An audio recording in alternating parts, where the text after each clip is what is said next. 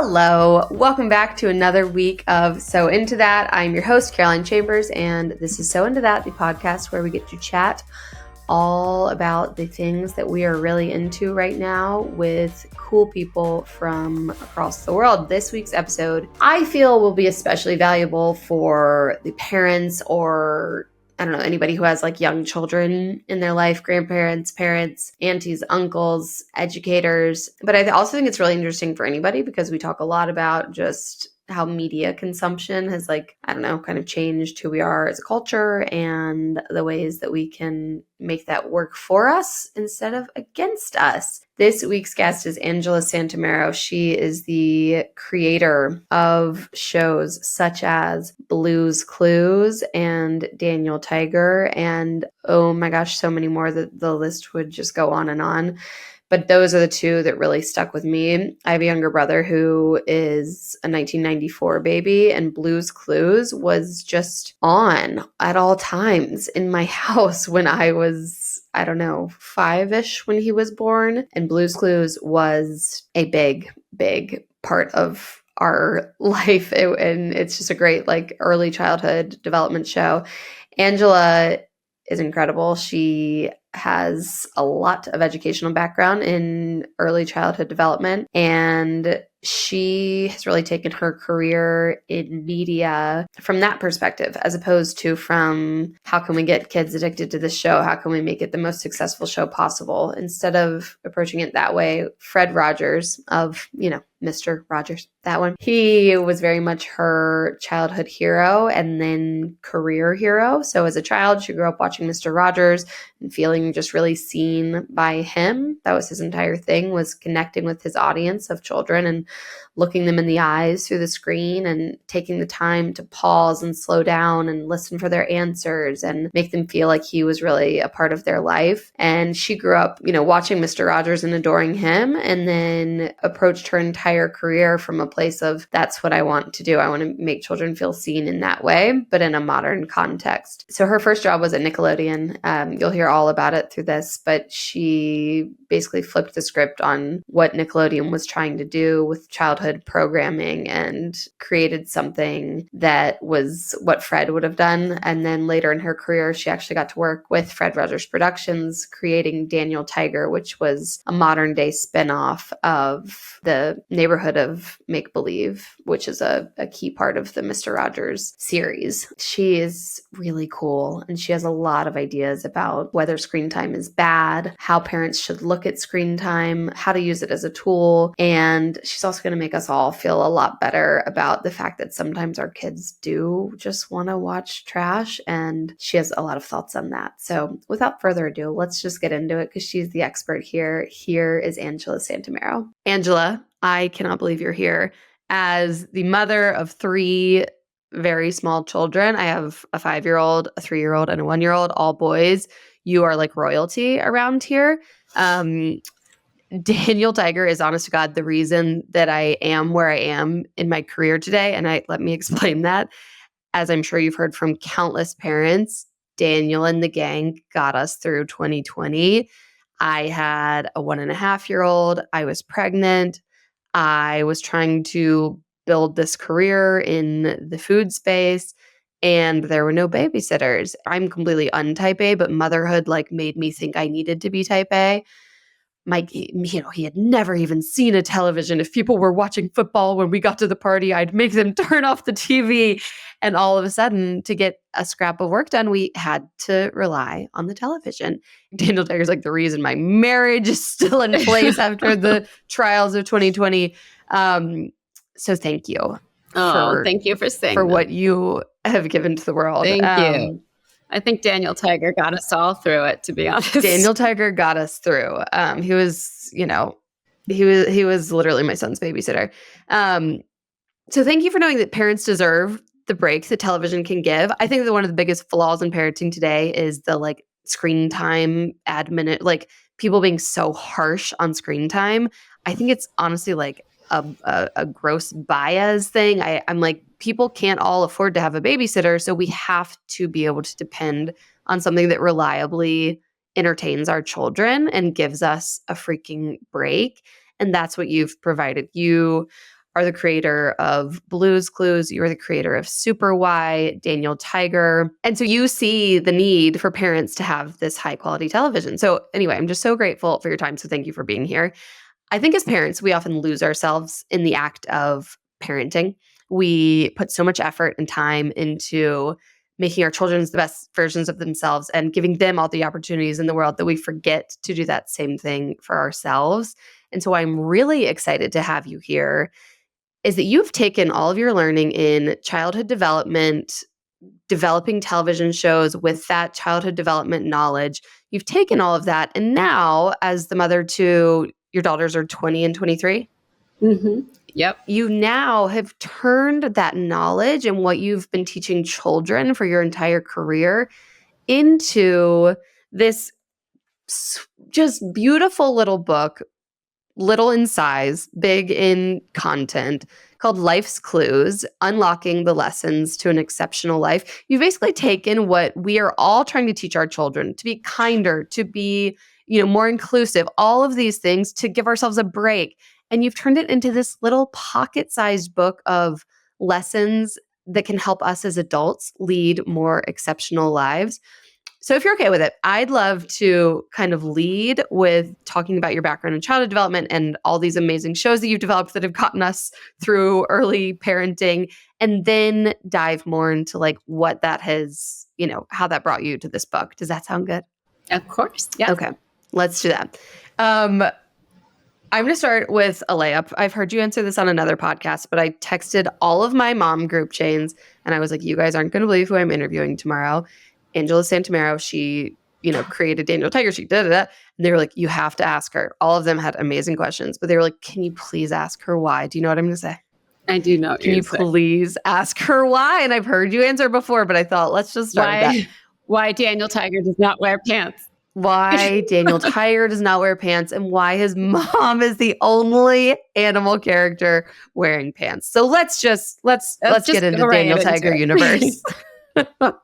I love this question so much because that's how I know that everyone is watching so closely. And I have to tell you, these kinds of questions have gotten us through so many stories. Like there are these little inside jokes that we have about the characters and things that are going on that parents have noticed. And we had a wedding because of it, because they're noticing what's going on between, oh, that's so funny. Baker Acre and Dr. Anna. But anyway, so, it's so funny because, I have a team, right? Not just me. I have a team of people, but the vision of acknowledging what Fred's legacy is and focusing on socio-emotional skills and taking his characters and figuring out the next generation, I took that really, really seriously. And so the inspiration behind Daniel Tiger is, of course, the original Daniel Striped Tiger puppet.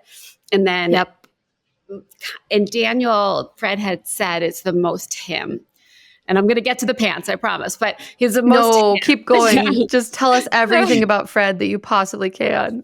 He's like ridiculous, right? So anyway, we wanted to honor him. And so the idea that Daniel would wear his little red sweater, right? And little sneakers. And when I tell you, I could not wrap my head around how to do a modern theme song, but also have all these nods of love in it that said, this is Mr. Rogers' Neighborhood. Like when I tell you the level of detail and time and thought and conversation, when it finally, I think it was my husband who said, why are you messing with something so amazing? So the idea to start with 7 seconds of the exact, I'm getting to it, 7 seconds of the exact Mr. Rogers theme song with Daniel with a little red sweater and the sneakers and throwing them back and forth and then, talking to the audience and hopping on trolley. And then once he's on trolley, we're in a whole new, energy and vibe and tone for today's kids because this is a 4-year-old little tiger. So the idea that we wanted to show how fuzzy and warm and adorable he is was the reason why we had the red sweater. And then we wanted him tiger-like, which is why we didn't put him in pants. Right. Yes. So we wanted that fuzzy, I don't know, Paddington, Winning the Pooh, like that kind of. Yeah, we had to see those chubby, fuzzy legs. Chubby, fuzzy little legs. So cute. So, and again, like it's so much fun when people notice and ask those questions because it just shows me that they're, it's like they're watching and they love it. We're all so in this world. Okay, so Daniel couldn't have pants. We wanted homage to the original. but why is his mom in pants? Is it like, is it an anatomical difference? What's the difference? No, there was no, They're all Ken Barbies down there. They're all Barbie dolls down there. There's no part. There was no feminism reason, I'm so sorry to say. However, we did put her in a bunch of different outfits, and this is the one that looked the most adorable, I have to say. Yes. And so it was like, you know, we didn't want her in a dress all the time. Who wears dresses all around the house every day? And there was something about differentiating her from Dad Tiger. And so that's kind of where we landed. Okay, she just got pants. The answer is she just got pants. Okay, everybody, she's just the one who got pants, and Daniel didn't get pants, and Dad Tiger didn't get pants, and it's fine. And it's okay. You just gave us a very little glimpse into your relationship with Fred Rogers and the homage that Daniel Tiger was to the original. Will you talk to me a little bit about what it was like working with such an American institution and a childhood institution? How did that relationship develop? How did you get to be the one who took Mr. Rogers' Neighborhood and turned it into this thing for modern kids? Tell us about it. So I was already doing Blue's Clues, and we were doing a ton of press. And his team, his family, it was called Family Communications at the time. His team was so involved in press, but then Mr. McFeely was, you know, actually their press person. And then he also was on the show. Anyway, so I started to talk my gosh, are you serious? Yeah, Mr. McFeely was their press person? I mean, I pride myself in like our family of shows and the way we approach them, but they really have and continue to have this amazing family that protect who he is in the curriculum, right? And so I would talk in press all the time about the pacing of Blue's Clues, and the talking to camera was inspired by Mr. Rogers. And I was that 4-year-old who was the insane, crazy fan who would talk to him. I just think there was a lot that I needed from that show and that level of empowerment. And it was definitely, I don't want to say at 4 years old, I knew what I wanted to do, but it was a spark in my head, that idea that someone can believe in you, right? And that someone can look through the camera and give you information. Like that definitely stayed with me. And anyway, so I talked about Blue's Clues a lot. And so he was intrigued by it. And I got to sit at a table that he was being honored at this conference. And I walk into the conference. And so the head of the conference at University of Pennsylvania said, I put you at Fred's table because I know how you feel about him. And I almost like fell over. That gives me full body chills. Oh my God, oh my God, oh my God. And I still wasn't quite sure if the information that I was saying was 100% getting to him, you know, in terms of like his people saying it, but I didn't hear from, hadn't met him yet. Anyway, so he gives his talk and I'm not eating. And, I walk right over to him and I just said, I want you to know that everything that I do and everything that I've done is, it has been inspired by you. And if I could just affect one child the way that you affected me, that would be my dream. And he looked at me and he goes, what's your name? Like slow down. My New Yorker just came right out, and I was like, and you didn't want to. You didn't want to waste his time. I don't want to waste his time. And he was talking. He's you could never waste my time. Just like, and it's so funny because, and I don't think I've ever talked about this. The actual real first time I met him was waiting online, like I was a groupie at a Paley Center event in the city where he was speaking. Waited online, got the front row, with all of the fans. And after it was over, everyone was milling around to talk to him. And he sat on the stage, and I was a student at that time, getting my master's. And he sat on the stage next to me and showed me pictures, talked to me about child development, talked to me about his, it was as if there wasn't a huge line behind me waiting to talk to him, right? So I was like, this is already blowing my mind. So he was like that, when he's talking to you, he's talking to you. And he said, Blue's Clues. And he's like, I see all the child development in Blue's Clues. Oh my gosh. He was just going on and on about the theory and what he saw in it. And he said, I don't like a lot, of what's on TV. He said, I really like Blue's Clues. I'm so proud of you. And I was like, don't cry, don't cry, don't cry. I was a mess. So he's like, I'm not going to cry. Wow, I was like, don't cry. For your hero. Oh my God, I literally have a tear in my what's wrong with me. It was amazing. And he said, I'd love for you to come to set. And I was like, tomorrow, like I will be there. Can I move there? Can I go? Yeah. So literally the head of PBS Kids was there and she's like, I'm actually going if you want to join. And I was like, absolutely. So we got on a plane the next week. We went and I got to see a taping of his show. And the taping was at his house, not, the house set, not the neighborhood of make-believe. And everyone was apologizing for that. And I was like, no. Whenever Fred would disappear, I did not like that. So I was so happy to have that I got to see in real life. And everyone was making a big deal about Blue's Clues. And I was like, shh. Stop talking about me. Yeah. This is so it was just like amazing. So anyway, so we became friends after that. And when I had a baby, like we wrote letters, we talked about stuff.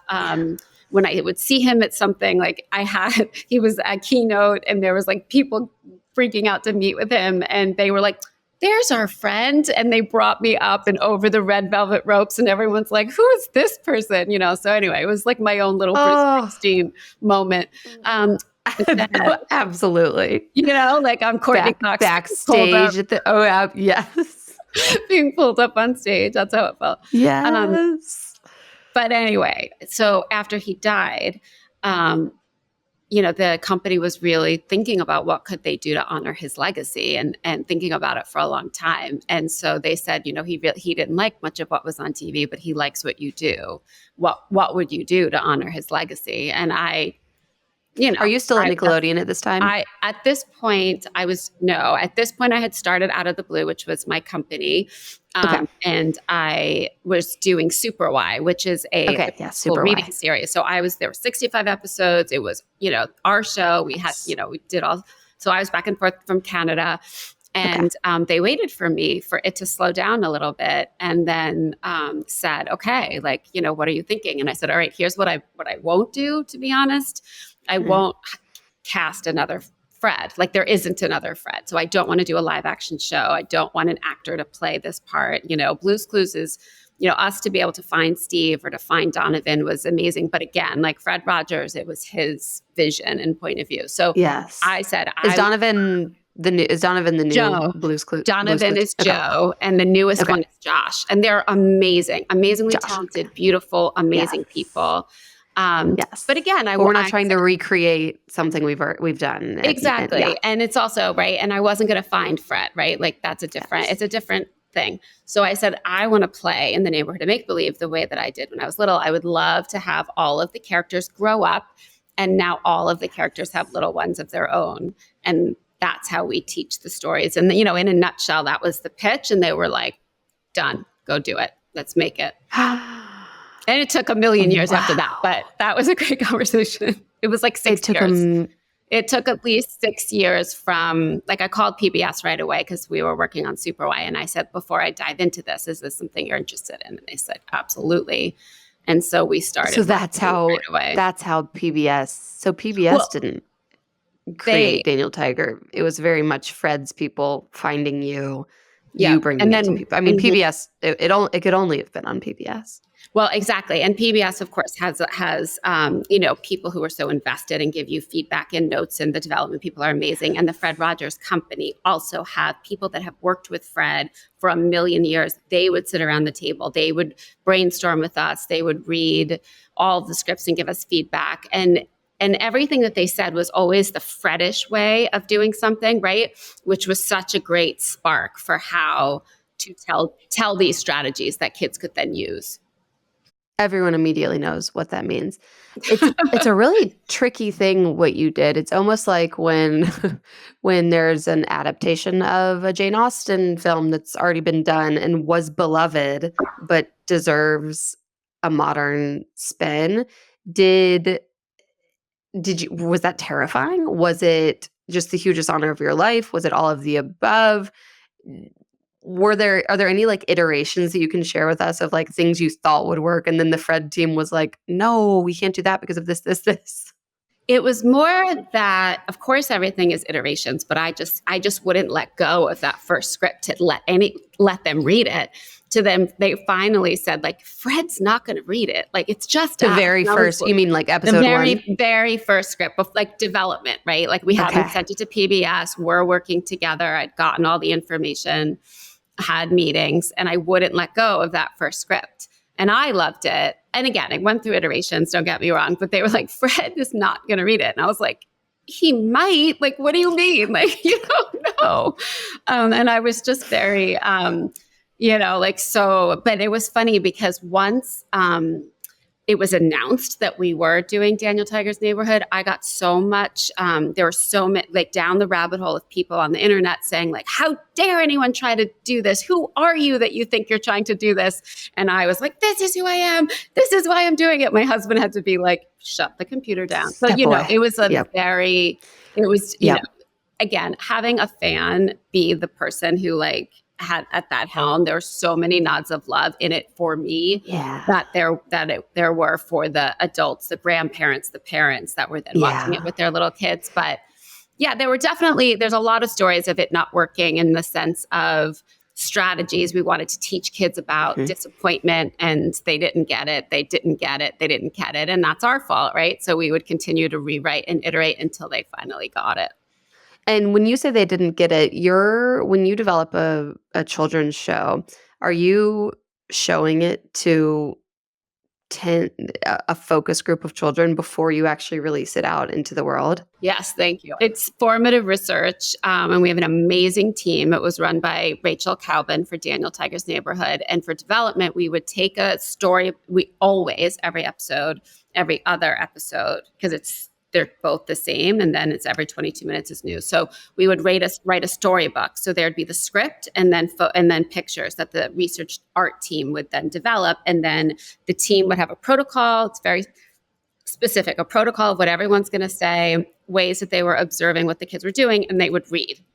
And then we knew that when you would read those scripts and sit on the researcher's laps or make it really warm and fuzzy, that was one step. The next step would be to take in a black and white animatic, because again, once something's on a screen, whether it's far away from you or close to you, it's a different experience, and we needed to know if it was working. But when I say it wasn't working, we want kids, and it's a tall order, right? We want kids to be able to understand that when something seems bad, turn it around and find something good. Find something good. And give us examples of that, right? And so after 11 minutes, and so for the first few times, the example they gave in the episode, Daniel makes his own birthday cake, and he holds it. He's so proud, and then it's all smushed, and he's so upset. Is this episode 1? This is the pilot that you were so scared to deliver. Yes, 100%. And then it was all smushy, and he gets really upset. And it's like, what's good? Dad Tiger's trying to talk him through the strategy. When something seems wrong, when something seems bad, turn it around and find something good. What else is good? What's good about birthday cakes? They taste good, and da-da-da. We get Daniel over the disappointment. But when we ask kids, like, what would you do if you were disappointed? And they all said, we will taste it. No, that makes me feel so much better about my 3-year-old right now. I'm always like, no, think next step. Next step. So no, what we found is that we had to repeat it 1,000,000 times. Yes. As you know, we decided to do the second episode, the same exact musical strategy, same exact thing, but a different story, so that we'd have many, many, many iterations. And so as we know, repetition is the key to learning. Yes, it is. Daniel Tiger has literally helped me and all of my friends parent just as much as it has helped my kid's kid. And those, what did you just call it? Musical stories? What'd you just say? Musical strategies are what lives on in our heads and allows us to continue using those strategies with our children. Grown Ups Come Back is every single time that I leave the house, which is often. I'm a full-time working mom who is also trying to live some semblance of a life outside of work and my children. I leave the house a lot and leave my children with caregivers. And every single time I leave the house, since Mattis was 1, grown-ups come back. Like, we say it every time. It's a thing they say. Mattis, my 5-year-old, now tells the younger brothers, don't worry, grown-ups come back. And like, we don't even really sing it anymore. It's just like a part of our family lexicon. But the song, it's such a banger. Grown-ups come back. Like, it sticks in your brain because of that musical, the musical strategy. Of course, when you have to go potty, stop and go right away. is like I hear it on the playground at least once a week. It is how modern parents are teaching body training. Like, and kids are like, oh yeah, stop, go right away. And then what is it? Flush and wash and get on your Flush and way. wash It's and be like, on your way. and be on your way. It just works. What is your, and you may have already said it, it might have been that episode 1. What is your all-time favorite Daniel Tiger musical strategy? I called it a lesson song. Yeah, a Um, life lesson. what's the one that like really sticks with you as like, oh, we've done it, like that was good. Mine is the anger one because it was based on something that one of Fred's songs, and then we, twisted it, Yeah. but it was inspired by that. And it's when you feel so mad, you want to roar, take a deep breath and count to 4. And then mom gets frustrated in that episode. She gets mad and she does the strategy. And I just love that so much, that like ability to realize, which is definitely why I wrote the book, but the ability to realize that these strategies can work for you too. And it does cut it just makes it a little bit less serious in your head if you're singing something or you're like thinking about something from a kid's show. It's like it'll just take the stress level down already. And so that just makes me laugh because Daniel Tiger's like, Mom, your cheeks are so red. Mom, like you look a little. You okay? Okay. Yes, because so often I think, maybe the generation before our generation of parenting was like hide all emotion from your children. Like, just be this even-keeled kind of robot mom, like give them this perfect life. And now we're kind of being taught through people like Mom, what's her name? Mom Tiger. Mom Tiger. Through characters like Mom Tiger, that like actually it's a much better lesson to cry in front of your kids and show your emotions in front of your kids and show them through how you cope with it, how they can cope with it. I love that one. And how important it is when they argue and then to make up or like at least resolve, right? Show your kids the resolve. Yes. And then share. I mean, I have a 5-year-old and a 3-year-old boy and a 1-year-old. And what is it? When you can take a turn. And then I'll get it right back. Yeah. That was that was the big thing, right? It's like, why would I want to share? And it's like, you'll get it back. It's like, okay. It is. I mean, I think every single parent out there is going, oh, thank God it's not just in my house, because the sharing is so difficult. And yeah, just having like a little ditty to sing to your kids to diffuse the situation. You can take a turn, then I'll get it right back. And we do it with our, friends have such a hard time sharing when we're on play dates. Oh, there's nothing harder when the kids come to your house. And so your kids are the one who have to share their toys. So they just act like demons all the time. Oh, it's so hard. And, we showed that some of the most special things get put on a shelf when someone comes over. There are things you don't have to share. It's okay. Gosh, that's such a great strategy. Like before you have the friends over, let your child go through their toys and pick out. Was it Daniel who got to do that or was it one of his friends? Daniel got and to let do them that. pick out like who do you not want? What's his tiger? Tiggy. His little stuffed animal. Tiggy. Yeah. Tiggy. We don't want Margaret to play with Tiggy. Like put Tiggy up on a shelf so Margaret doesn't get to play with Tiggy. Yeah. Got to keep him away. Serious business. Yeah, it's really serious business. You start from a place of kindness. Everything that you do is kind of has that Freddish, as you guys put it. Kindness is like the kind of formative foundation from which you have developed everything that you've worked on. From reading, would you agree with that? Yes, I 100% agree. Yeah, I tell I feel like with 3 boys especially, the most important thing in the world to me is that they become kind adults. This is going to be a really big question, but I feel like everything that I do, I don't care if they're athletes. I don't care if they're the smartest kid in class. All I care about is that they are kind. If you had to distill it down, because you have this master's in childhood development, you have continued your research throughout your entire career. What do we do? We're in a modern world. We've got a ton of trash on the TV right now that is not teaching our children to be kind. What do we do? Like, what are a few things that you would suggest to me and my peers who are raising young children right now? I think it's patience and it's evolving and it's always new and different in terms of what the radical kindness is. The idea that Hmm. being kind and being nice are two different things, right? And so that the kind thing sometimes might hurt, right? Like the kind thing of, having to rip off a Band-Aid or even to like, help to put some antiseptic on it, that might hurt, right? But that is the Wow. kind thing to do because we're helping. And so having that conversation and modeling it as much as you can yourself, right? Because I would get called out on that, right? If there was something where all of a sudden, or my husband, like you'd like pull whatever in the car and get upset, and it's like, oh, is that the nicest thing to do? And the kids in the seat and you're in the back seat, we're like, it's the kind thing to do. So we had to swerve so there would be no accident. But anyway, it's like having those conversations, and it's okay to ask all the questions. But I do think it's modeling it. And I also think it's pointing out what we wouldn't do. Like, so there's been conversations about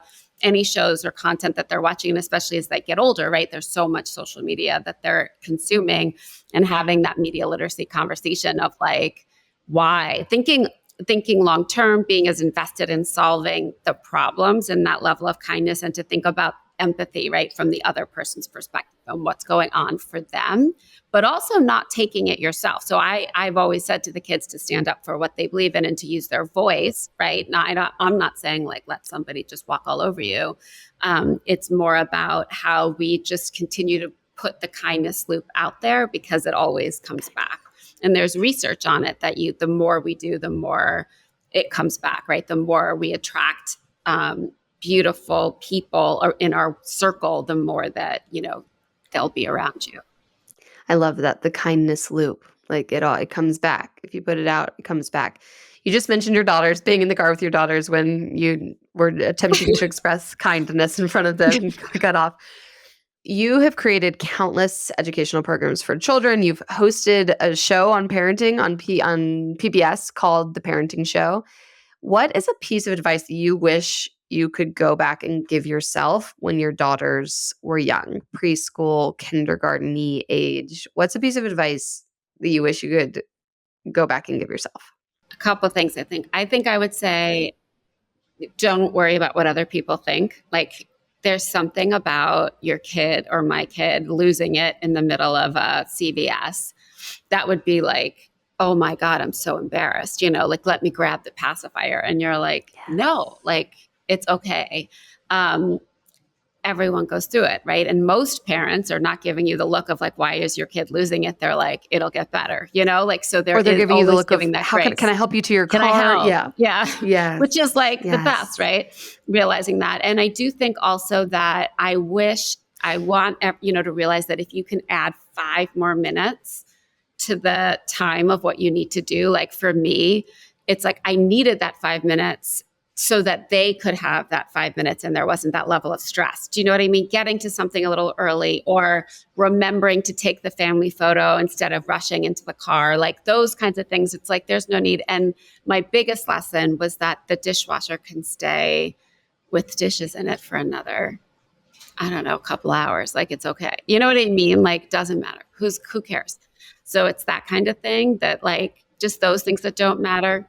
And I still struggle with this one, that idea of like when all the shoes are like all over the whatever in the house, and you're like, yeah, but when the shoes are gone, right? When the shoes are gone, the kids are gone. And you're like, Oh, that, that's a powerful one. Yeah. So basically, in some, like, stop caring what everybody else thinks because nobody actually cares. That's so good. I remember so specifically every single time we left the park, the Carmel Valley local park, with our 1.5-year-old, he would have the most epic global meltdown. He was like addicted to the swings. He didn't want to get off, and he would have these insane meltdowns every single time we left, and I would be mortified. I was so embarrassed. The other moms on the park, they must think I'm the worst mom. I can't control my kid. Is he okay? Does he have issues? Your first kid is the hardest one to raise because everything seems like I'm the only person this has ever happened to. This is a unique situation that only I'm dealing with. Nobody else is looking at you. They have if another mother's judging you, like, where did they find this time? Like, would love to Listen, know where you found the time to judge other mothers, because like I don't have it. I'm not judging. And if I see a meltdown, I'm like, whoo, poor mom. Next. yeah, I'll spend another I ounce know. of time on it. My mother used to say, when you spit up in the air, it lands right back in your face. So those moms that were always so judgmental, like, something will happen, like not bad, but just like, it's a situation. But my co-creator Yep. on Blue's Clues, we had babies 3 weeks apart. And so Ah, we always were like sharing stories. And she was so worried about when, after breastfeeding and then the bottle and when he was going to give up the bottle and the pacifier. And then she'd look at me and she'd be like, it's not like he's going to walk down the aisle with it, right? It's going to be I okay. love that. I I'm love like, that. My cousins and I have 13 female cousins who are all my best friends. We text all day long. And our version of he's not going to walk down the aisle is nobody ever went to college with a pacifier. Like, when you come home from the pediatrician and they're like, you got to let him, you got to get rid of that pacifier. It's like, do I? It's like bringing him such great joy. And like, it's really kind of fine. Or like, my 3-year-old still has to bring 2 loveys to school every day. And like, who cares? Piggy and Pillow are not going to go to college. And like, he loves Piggy and Pillow. So who and you know cares? what? If they do go to college, right? Like, who Yes. cares? Even if they do go to college, Even if who they do, cares? I don't care. Yeah. They're probably they're going to develop the next Daniel Tiger if they're going to school with Piggy and Pillow, maybe. Who knows? Okay. So as you and Fred know, there is a lot of TV out right now for children that is not inspiring our children. It's not making them into kind humans, encouraging them to stop and think. It's not talking to them as if they are really valuable people like Fred and Steve and the new Blues Clues guys do. What is your advice for, and I'm 100% talking about me, what is your advice for parents who were scrolling to Daniel Tiger, one day 3 years ago, and bam, the Hot Wheels thing reached out, or this other junkie show or this other junkie show that's fast and furious and the kids are so addicted to, and you clicked it because they wanted it and you needed to go cook dinner, and so now they're obsessed with the really fast motion, not teaching them anything shows, and they don't want to watch these fabulous shows that actually childhood development masters of education have developed for them. What's your advice? Do you have any? I mean, now I'm like, please be my, parenting coach here. What can I do to get my 5 and 3-year-old back on television that's really great? It is such a good question because my feeling is that if they're getting something out of content, they're learning something, right? So they're definitely learning, and it could be that love of cars and that understanding of how something works and what that looks like. And oh my God, it's a little bit more like an adult world, that fastness, right? And it's snack food. I think of it as food, right? We're all not going to eat salmon every single day, right? We're all not going to be perfect, and there's going to be some joy in whatever snack food, whatever thing you want. And so every once in a while, like, okay. And that addiction, it's like, okay, let's pull out a book that has that in that. Let's pull out, like there are other things to put into that repertoire to say, like, I'm going to enrich, we're going to play this out. And then, kids do graduate. Like Daniel Tiger is a very young show. Kids definitely do graduate towards the next show. And PBS has a lot of live action shows that they're trying to get, kids to. Odd Squad is a math show for older kids, slightly older kids. There's definitely things out there that are still have that level of education and point of view in order to, help kids graduate to the next thing. And again, if they become addicted to something, it's a conversation of learning why, what's the interest, what's going on. Thank you. That just really took the shame out of this like trash that my kids now it's all they want to watch. And I'm like, how about, how about this? And, they become accustomed to, I like what you said towards the beginning of this. You said, Fred's team wanted to create a Mr. Rogers neighborhood for the modern kid. So even, you and I both still love Mr. Rogers' Neighborhood. I wish that was all my kids wanted to watch, but it is grainy and it is slow compared to what they're looking for. And so you created Daniel Tiger, and then you just kind of have to keep leveling and aging them up. But yeah, it's tricky. I'm like, all I It want is. is I think I need to tell them all the apps are broken except for the PBS app. That's basically the Right? answer. Okay, let's talk about life's clues. So many of the things that you and I have already talked about so far are themes that are in this book. Will you tell us just a little bit about kind of what your inspiration was for creating this book? And then let's get into some of the clues. Yeah, sure. I mean, first of all, I know it's so presumptuous to write a book that we think that's not a, book that's going to take me into a whole nother fantasy world or something, to give me that. So in the sense of writing something like this, I wanted it little. I wanted it, not to spend too much time. I kept a notebook of, just jotting down things that I found that we continued to remember as all of us writing in the writer's room. And as my kids got older, what kinds of things they still needed to hear, right? And to the point where I think she was 16 when she looked at me and she was like, "Don't Daniel Tiger me, Mom. Like, don't do it." Like, I need a new way to say this because she's, but it's that thing of like, Hilarious. Yep. remembering these kinds of things, right? And having the go-to to say that everything I learned in kindergarten, I needed to know. It's that same philosophy of nourishing our inner child, what we do for our kids, why don't we do it for ourselves, and how can we diffuse stress and tension and embarrassment and whatever the help that we can give to ourselves to solve problems, and give us a break. And so that's really what is in there, like a guide. I just wanted to give the kids to be like, don't forget as you go into this crazy adult world. Do you think of this as a book that would be like who do you see as reading this book? Is it parents? Is it the adults? Is it teenagers? I think it's all. I think, again, my daughter actually, I wrote it for them in the sense of like, okay, you grew up with Blue's Clues, you grew up with these shows, don't forget them.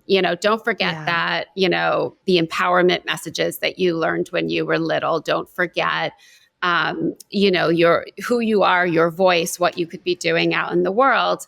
And so in that sense, that was the first part. But the idea as we started to evolve the book, it's like it's more lifestyle. It's more for everybody. You don't have to be a parent to have a disappointment strategy in the back of your head that, is just not intimidating to remember. It's just a little thing. And then my daughter, who is a Tisch graduate, is reading. She reads the Audible book of Life Clues that comes out tomorrow. So it was just so full circle. Okay, so it comes out on March 26th. So it'll be out by the time this is out. So I'll link to it in the show notes. That is so exciting because so many of my listeners are audiobook listeners, including myself. I will say, though, I loved being able to – there's some books that you want to be able to like hold and you want to read that again. And this book took me, I don't know, did it take me 2 hours to get through the whole thing? Because it's really just – I don't know. It's just these quick life lessons. One that I loved that I dog-eared for us to talk about is a lesson that we've already talked about in the children's sense in the beginning of our conversation. And it's life clue number 5, which is always try to find something good. And the quote you have here is, "When something seems bad, turn it around and find something good," from Daniel Tiger's Neighborhood. Can you talk to us a little bit about this one?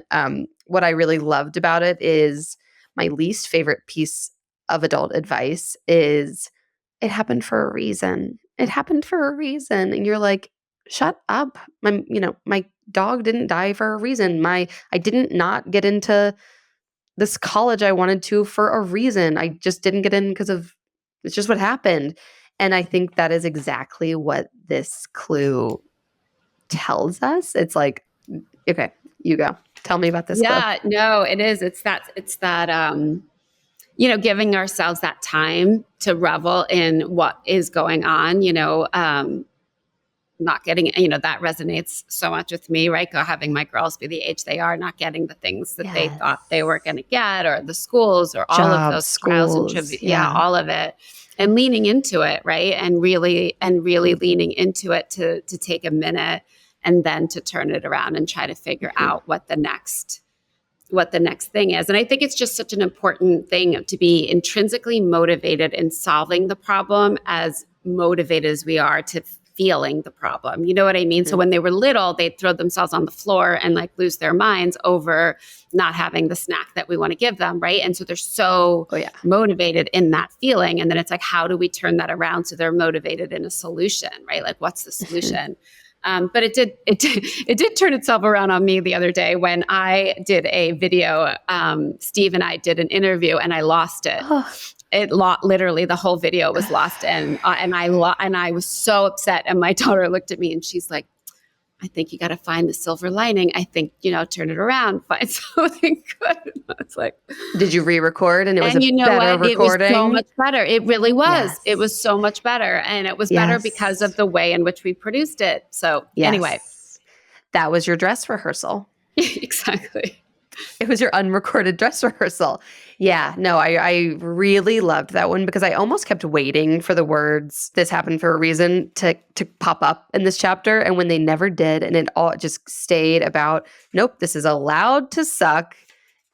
You just have to move on. Like, it's about rising above it and finding the good. You don't have to have a reason why that thing was good. Like, that thing can just be shitty, and then just go out and find something that is better. Like, rise above, find the positivity. And it doesn't have to be right away. You can be pissed for a week that you didn't get that job, and then go find a better one. And it's actually better for you if you do that, right? It's better for you if you get to release it. Just like when the kids were little, it's better for them to get it out and label it and talk about it. Uh-huh. Our 18-month-old has just started the like deep tantrums of like when he doesn't get something he wants, which everything he wants right now is to injure himself. Like, all he wants is to injure himself all the time. He wants to climb in the shower and slam his fingers in the door. He wants to get into the toilet. He wants to flip himself into the bathtub. He's my kamikaze child. And when he doesn't get it, when he doesn't get to do those things, he's in the lay flat on the floor like a starfish, head down, screaming. And the other day, my husband and I he started doing it. We had the other two boys, and we just were fully letting him do it, scream by himself. And we would kind of pat him on the butt every now and then. And George was like, my husband was like, I can't remember what we're supposed to do. Like, what are we supposed to do? And I was like, we're supposed to let him have his moment, and then we'll help him. It was exactly this. We'll help him find something good when he has had his moment. Like, I hate the thing with kids that's so hard, and we have to stop ourselves from doing all the time is, it's okay. Or when they get hurt, it's okay. You're fine. Like, no, I'm not fine. I just, slammed my finger in the door, or, oh my God, my husband, my son slammed his penis in the toilet the other day. And like, it was so bad. He has a penis bruise. It's fine. Everything's fine. I just sat there with him and I was like, this is horrible. You are exactly right to feel exactly how you feel right now. So I love that. Tell me some of the other lessons from this book that you really love and feel like you want to tell us about. I love the pause, that like, is that 3? I think so. That feeling. So for Steve and for Blue's Clues, that was the original idea, right? So it's like taking what Fred was doing and like doing it for the entire episode so that you're really being heard and listened to, and you're taking that time. But it's really about, for us as adults, it's about that attentive listening and having this kind of conversation where you're not thinking about what you're going to say next. It's you're in it and you're connecting, and it's such a gift. Yes. It's like makes it so much more enjoyable, and you're on that, that journey together. You're meeting someone, you're learning something new, and you're able to share. And that has a lot to do with that ability to pause and not jump in, like for kids, not jump in with a solution for them, let them figuring out the solution, how hard that is for us sometimes to not like, just do it this way.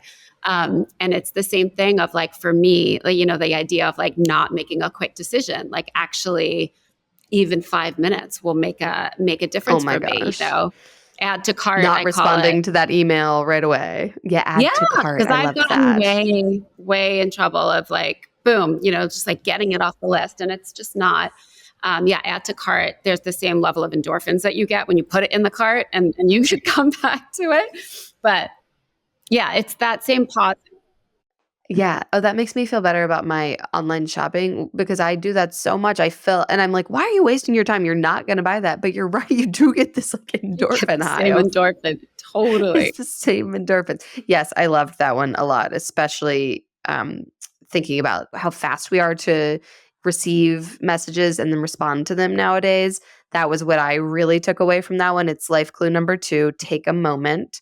And it is all about how Fred and Steve would say to the camera, "Do you like that?" And they would wait 5 seconds and it would be dead air, which you had been taught your entire career, no dead air, no dead air. Dead air is a bad thing. And you said, "You know what? For kids, it's not a bad thing." This gives them the opportunity to use their brain, um, engage back with the person who's on the screen. And I just loved that. And it's a very important one. We like get a text and we're so pissed when we see it and our instinct is to fire back right away. No, take a beat.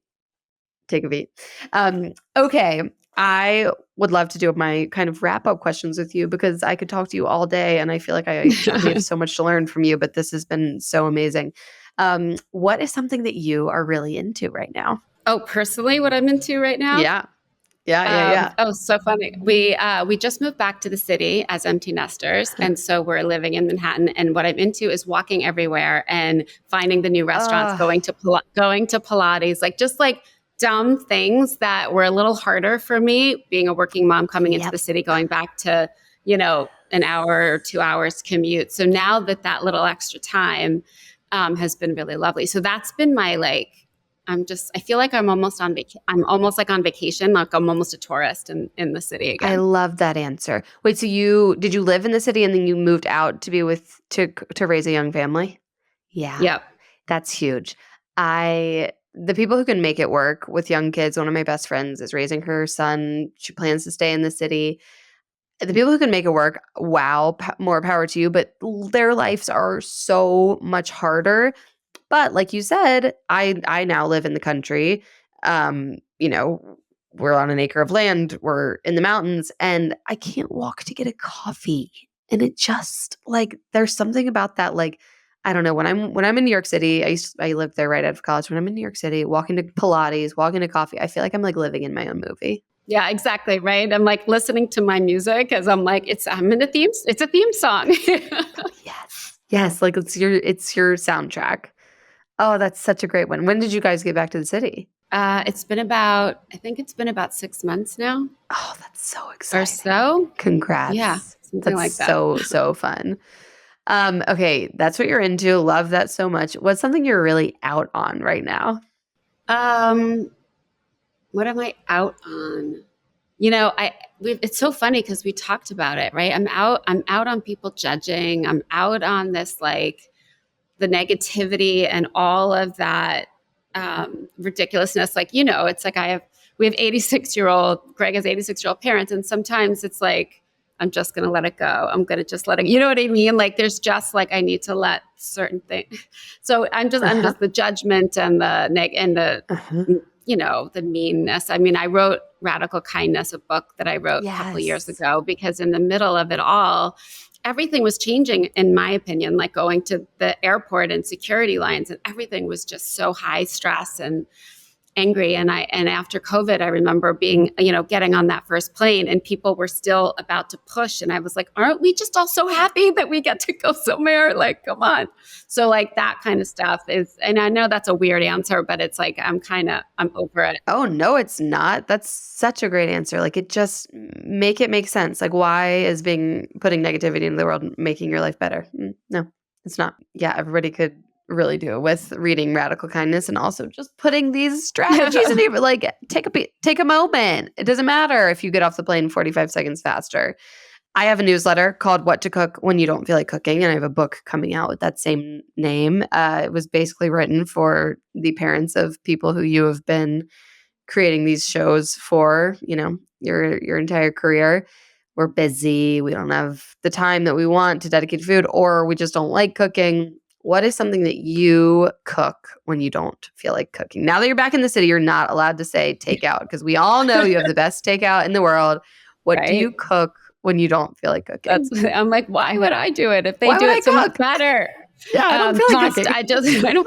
No pasta, right? We go Yeah. right to pasta because that's just like how I grew up, and it's comfort food, and it's that kind of everyone around the table and making the pasta. But the girls are so good at it now. They've loved, they've taken up, cooking and a lot of stuff from my mom, and so they're really good. So anyway, so sometimes we'll do that together if they're. What's like the okay. go-to family pasta recipe? Like, is it a pesto-y thing? Is it a red sauce? What's the go-to? I'm like, oh no, it's like a Sunday gravy, but with all the meatballs, all the stuff, big rigatoni, a lot of times ricotta cheese. But my girls are now Hope's a pescatarian, Ella's a vegetarian, so now we make eggplant meatballs also, as we do the Sunday gravy.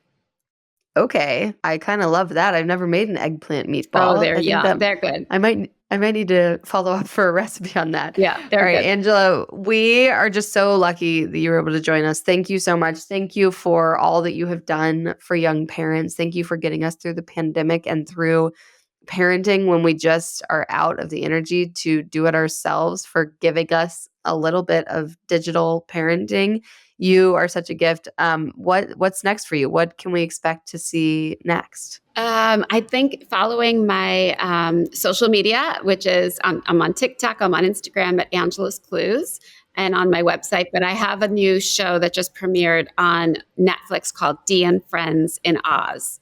And it's a musical adventure that's the precursor to Wizard of Oz, like it's inspired by. And so they're preschoolers in this world. And it's a very sweet show, very fun, very affirmational. Dee and Friends and Oz. In Oz, and what age in Oz? Preschool. What age group is it? Preschool. It's a little older preschool. So preschool's 2 to 5. Daniel is definitely on the younger side, and this would be more on the older side. 4, 5, 6. Oh, perfect. Because my 3-year-old, of course, will only watch shows that are too old for him, because that's, he's been watching with the 5-year-old his whole life. Oh, I can't wait to put it on after school today. Thank you so much. It's so lovely to get to know you. We're just so happy to have you. Oh, thank you so much. Really wonderful.